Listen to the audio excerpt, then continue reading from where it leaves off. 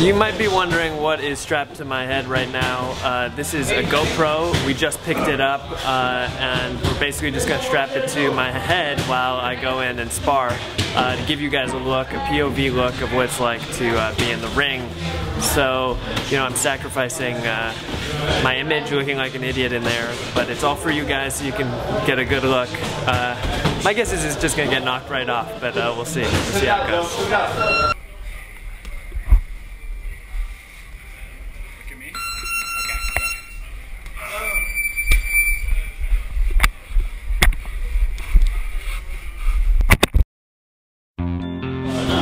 Yeah.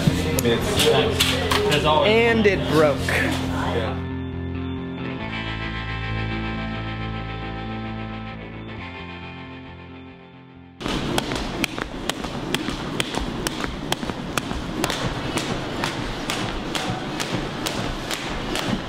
You just throwing. Just throw.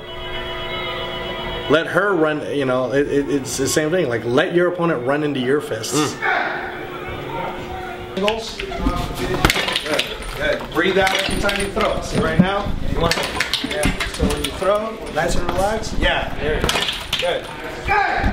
You know, I think it's important for Nate to really just understand that even though he's been used to Kai being his friend up to this point, okay, this is a real competition. This isn't where we want Nate to, oh, hey, I'm just gonna play around. They're not gonna be, you know, you're not gonna have your fans or people watching you box and they want to see you play around. With Anna, she doesn't want to commit to him yet because she wants to make sure that he really has that hunger, really has that passion to want to win. Because she's got about 4 different events that she's being pulled from on that day. But basically, what Anna's saying is, if Nate can prove that over the next 2 weeks he gets really good and strong, then she'll be there on his corner. But if she feels like he's slacking off, or if she feels like he's not really going out there to try to win and he's just going to be kind of relaxed and not really getting into it, then she wouldn't ever want to tack her name to somebody who's going to lose, because, you know, she doesn't want to tack her name onto someone that's going to lose. So that's what I'm doing. Jab, under. Yeah, good, nice. Feel it? Yeah.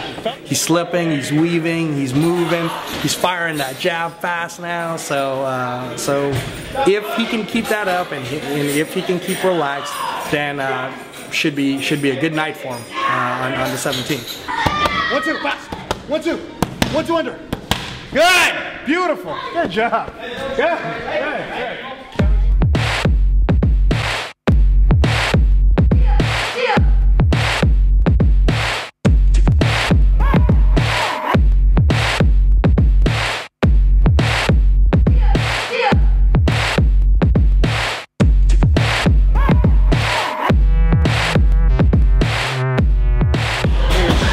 What we're doing. Just an update. Nate left me for a better trainer. He's got Anna Gelaton, and I'm about to. I'm gonna go back to my corner and look at Anna Gelaton and look at you. My main goal is to help Kai. Okay. By helping Kai, you're helping me. So let's give Kai what we can, you know, give him. The main objective is pretty much as the sparring partner,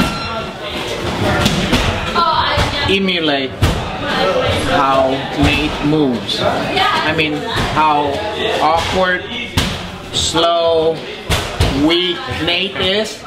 That's what we're gonna do.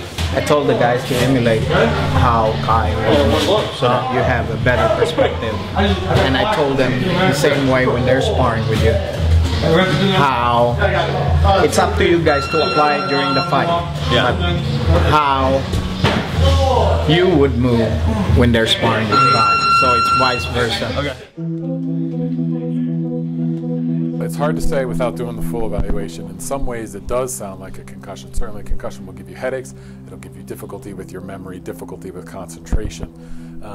more typically, the symptoms start at the time of injury, and then they gradually get better over time. And with Nate, it sounded like he sort of seemed fine, but then the next day he noticed he had problems, which could be concussion, but it's not classic for concussion. People who sustain concussion are not completely recovered and get struck in the head again, or even experience a rapid acceleration of the head from a blow somewhere else on the body, are at risk for second impact syndrome. Second impact syndrome was first described in the 1980s, and basically is someone has a concussion, they're not completely recovered, they experience another acceleration of the head, often due to a mild injury, or what appears to be a mild injury, and the brain undergoes massive changes, particularly swelling, and often so much swelling that it exceeds the volume of the skull and starts to push through the hole in the bottom of the skull, and that leads to catastrophic outcomes, coma, death often, and so you want to try to avoid that, and that's one of the reasons we take athletes out of sports as soon as they get a concussion. You know, in boxers in particular, even back in the 1920s, there was an article by a doctor named Martland,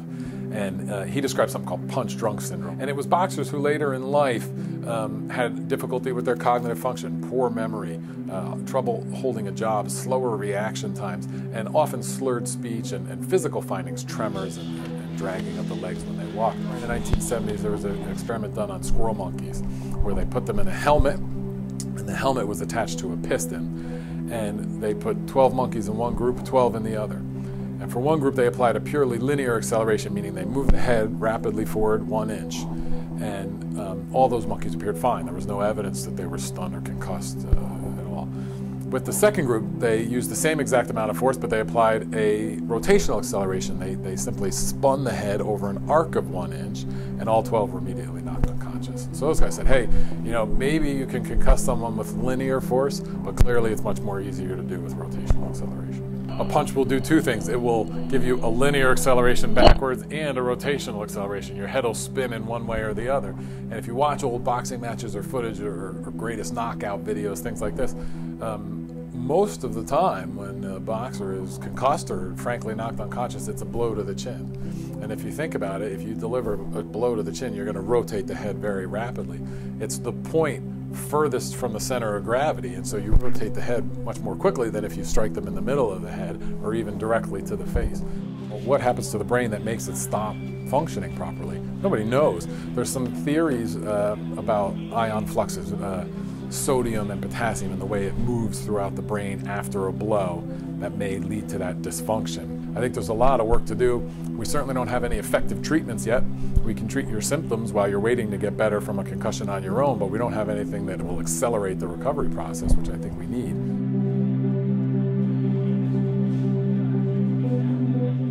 It is a little controversial, especially in the medical communities. Should we allow boxing at all? Should we have it or not have it? I really don't want to weigh into the controversy, but I would point out something that I think people will be surprised at.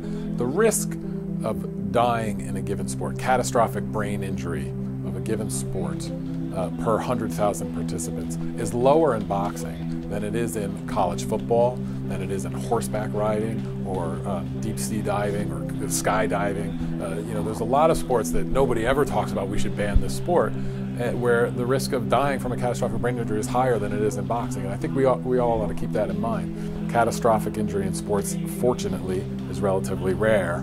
Heart disease, obesity, high cholesterol, high blood pressure, all those are not rare at all, and you can do something about them by being in shape and exercising. So I think the benefits of participating in a collision sport or even a combat sport outweigh the risks. Boxers are some of the best conditioned athletes that we have, and I think if my son were interested in it, I'd probably let him do it. And so these guys are taking a risk, but I think it's a risk worth taking. It's a great sport, and they're getting in great shape, and I think it's worth doing.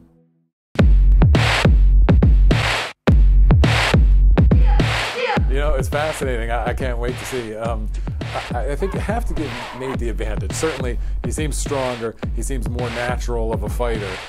He seems to be better conditioned than Kai does. I think Kai has a little bit of advantage with the reach. At least on screen, it looks like he's got a longer reach. And I would say Kai seems to follow directions better. He seems to respond to training better than Nate does. So I think the key will be this. I think you got to pick Nate as the most likely winner. I do think if he gets all excited and emotional and forgets his training, Kai will have an opportunity to simply stick to what he's been taught and really win the battle. out. So I think if Nate's able to stick to his training, listen to his corner, and do what they're telling him, he's clearly got the advantage. I think if he gets all emotional, starts hyperventilating and stuff, kind of can stick to his what he's learning in training and pull it off. But if I was a betting man, I'd go with Nate.